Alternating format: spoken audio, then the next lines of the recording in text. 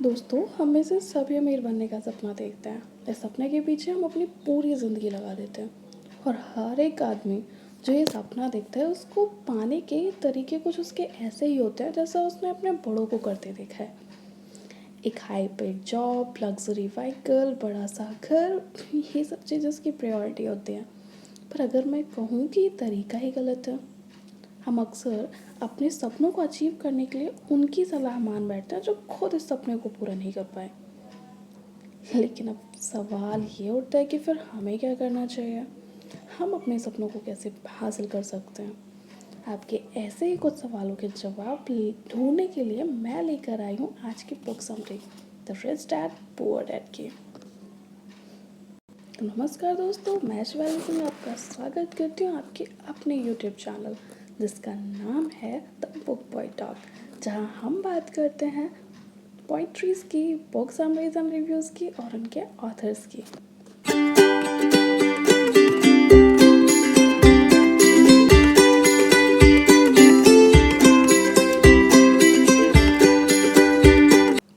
Robert Kiyosaki जो इस book के ऑथर हैं बताते हैं कि उनके दो डैड हैं, rich dad and poor dad. उनके पुअर डैड ने पीएचडी की हुई थी और स्कॉलरशिप पे अपनी एडवांस स्टडीज़ को भी कंप्लीट किया। पर उनके रिच डैड ने तो स्टडी के नाम पे 8th क्लास भी पास नहीं की थी।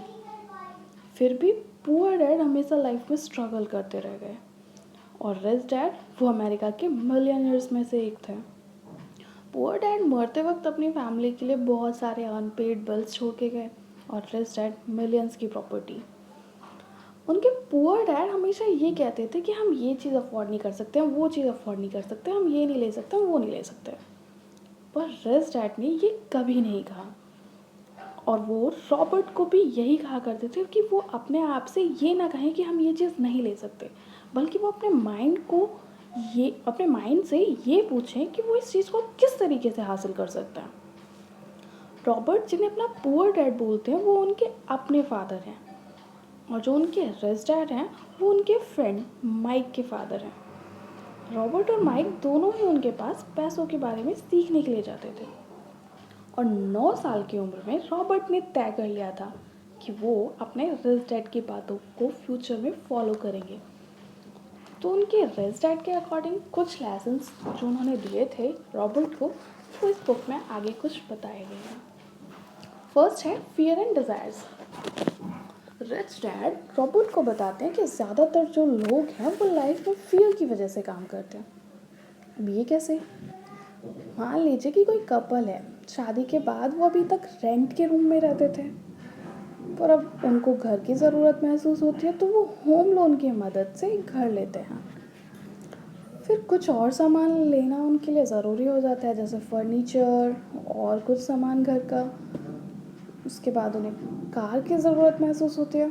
अब इन सबकी इंस्टॉलमेंट उन्हें पर मंथ देनी होती है जिसकी वजह से वो अपनी जॉब में फोकस नहीं कर पाते। उनका सारा ध्यान इस चीज़ में लगा होता है कि अगर उनकी ये जॉब छूट गई तो वो अपने इंस्टॉलमेंट्स को किस तरीके से पूरा करेंगे। लोग अपने फियर और डिज़ायर्स के लिए जैसे बड़ा सा घर, लग्जरी गाड़ी और महंगे महंगे कपड़े, इन सब पर सारी ज़िंदगी खर्च करते हैं। जो एक रेट रेस है, सबकी तरह वो सब कुछ खर्च कर देना जो आपने पूरी ज़िंदगी कमाया है, इससे तो आप कभी भी रिच नहीं बन सकते। अब आती है असेट्स और लाइबिलिटीज़ की बारी। रॉबर्ट उनसे रिच बनने के सीक्रेट्स जब पूछते हैं तो डैड उन्हें बताते हैं कि हमारे असेट्स और लाइबिलिटीज़ पे ये सब कुछ डिपेंड करता है। अब ये असेट्स और लाइबिलिटीज़ क्या होती हैं? असेट्स वो चीज़ें होती हैं जिनसे हम पैसे कमाते हैं और लाइबिलिटीज़ वो चीज़ें होती हैं जिनके लिए हमें और खर्च उठाने पड़ते हैं। मान लीजिए आपने एक घर लिया लोन पे और अब उस घर को आपने किराए पे लगा दिया। आपकी जो इंस्टॉलमेंट होगी वो मंथली किराया यानी रेंट के रूप में खुद ही आ जाएगी और कुछ दिन बाद वो घर भी आपको खुद ही पैसे कमा के देगा एक रेंट के तौर पे। पर अगर आप उसी घर को खुद के लिए लेते हैं तो वो घर आपसे खर्च करवाता है electricity bill, maintenance, water bills, इन सब के नाम पे। डैड उन्हें बताते हैं कि आप पैसों के लिए काम मत करो, बल्कि पैसों को आपके लिए काम करने दो। एक और चीज़ कि लग्ज़रीज़ को आप बाद में ख़रीद सकते हैं, क्योंकि हमें सबसे पहले जो हमारी चीज़ें निर्धारित करनी चाहिए वो होते हैं हमारे असेट्स। हमें पहले असेट्स पे फोकस करना चाहिए। लग्ज़रीज़ तो अपने आप ही बाद में हमको मिल ही जाएंगे। नेक्स्ट चैप्टर है योर ओन बिजनेस। रॉबर्ट बताते हैं कि हमें खुद एक बिजनेस का स्टार्टअप करना चाहिए। अब इसका ये मतलब नहीं है कि हमें कोई जॉब ही नहीं करनी चाहिए। स्टार्टिंग में आपको अर्निंग तो करनी ही है, तभी आप अपने लिए कुछ बिजनेस खड़ा कर पाएंगे। रॉबर्ट ने खुद भी बहुत सी जॉब की है, पर साइड में उन्होंने अलग काम भी शुरू किए। अब ये बिज़नेस का मतलब कुछ भी करके पैसे कमाना हो सकता है, जैसे शेयर मार्केट में इन्वेस्ट करना हो सकता है, या वही घर वाला एग्जाम्पल, आप कोई कार लेकर उसे भी किसी ट्रैवल एजेंसीज में लगा सकते हैं, जो आपके लिए एक बड़ा बिजनेस साबित हो सकता है धीरे धीरे करके। नेक्स्ट चैप्टर है फाइंड नॉलेज। बुक का ऑथर ये कहता है कि नॉलेज को यूज़ करो। जब तक हम नॉलेज यूज़ नहीं करते तब तक आप रिच कभी नहीं बन सकते। उन्होंने खुद बहुत बहुत रिस्की से इन्वेस्टमेंट किए हैं। अब इन्वेस्ट करना कैसे है उसकी आपको अगर नॉलेज नहीं होगी तो आप कैसे काम कर सकते हैं। रॉबर्ट बताते हैं कि उन्होंने कई ऐसे रिस्की इन्वेस्टमेंट किए हैं जब उनके बैंक में एक भी पैसा तक नहीं था। बस फाइनेंशियल नॉलेज होनी चाहिए। नेक्स्ट चैप्टर पे आते हैं हम लोग लर्निंग स्किल्स। ऑथर बताते हैं कि उनके पुअर डैड चाहते थे कि वो एक हाई प्रोफाइल जॉब में सेट हो जाए, पर उन्होंने 6 महीने तक जॉब की और उसके बाद वो जॉब छोड़ दी और लर्निंग स्किल्स सीखने लगे, जिससे पुअर डैड को उन पर बहुत गुस्सा आया। पर रिच डैड बहुत खुश हुए थे। वो अपने रिच डैड के पास साथ मीटिंग्स में कभी कभी जाते रहते थे। एक बार ऐसे ही किसी इवेंट में एक रिपोर्टर उनसे बोलती है कि वो भी उनकी तरह बेस्ट सेलिंग बुक लिखना चाहती हैं। तो ऑथर उनके आर्टिकल्स देखने के लिए बोलते हैं, और जब वो आर्टिकल्स देखते हैं तो उन्हें अच्छे भी लगते हैं। तो वो रिपोर्टर से पूछते हैं कि किस चीज़ ने उन्हें रोका हुआ है। तो वो बोलती हैं कि पता नहीं, सबको उनका लिखा हुआ अच्छा लगता है और बहुत पसंद भी आता है, पर कुछ हो नहीं पा रहा। तो ऑथर उनको मार्केटिंग स्किल सीखने के लिए बोलते हैं। अब रिपोर्टर को गुस्सा आ जाता है और वो बोलती हैं कि उन्होंने मास्टर्स किया हुआ है और रॉबर्ट उन्हें मार्केटिंग सीखने के लिए बोल रहे हैं। तो रॉबर्ट उन्हें अपनी बुक दिखाते हुए बोलते हैं कि ये बेस्ट सेलिंग बुक है, ना कि बेस्ट राइटिंग बुक। तो अगर हमें भी अपने सपने पूरे करने हैं तो हमें स्किल्स तो सीखनी ही पड़ेंगी। नेक्स्ट चैप्टर की बात करते हैं। चैप्टर है पे योर सेल्फ।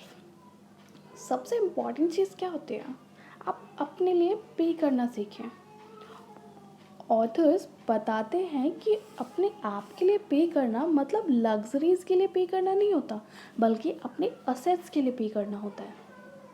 मान लीजिए कि आपकी 50,000 इनकम है, तो आप अपने मन में बना लीजिए कि आपको कम से कम 10,000 अपने असेट्स के लिए खर्च करने हैं। और वो हर मंथ अगर आप डिसिप्लिन से शेयर करते रहेंगे, अपने असेट्स को देंगे, तो आपके असेट्स थोड़े ही दिन में आपके लिए बड़ा अमाउंट क्रिएट कर सकते हैं।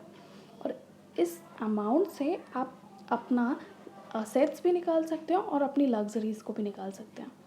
मैं अगर इसका एक देसी सा एग्जांपल दूँ, तो मान लीजिए कि आप एक किसान हैं और आपके घर में 2-3 गाय भैंस हैं। अभी तक वो गाय भैंस आपको कुछ पे नहीं कर रही थी, बल्कि आपका पैसा खर्च करा रही थी उनकी केयर पे। अब अगर आप एक गाय या भैंस का दूध जो डेयरी पे लगा देते हैं, वो आपको कुछ पे करेगी, जिससे आप एक नए एसेट्स बना सकते हैं।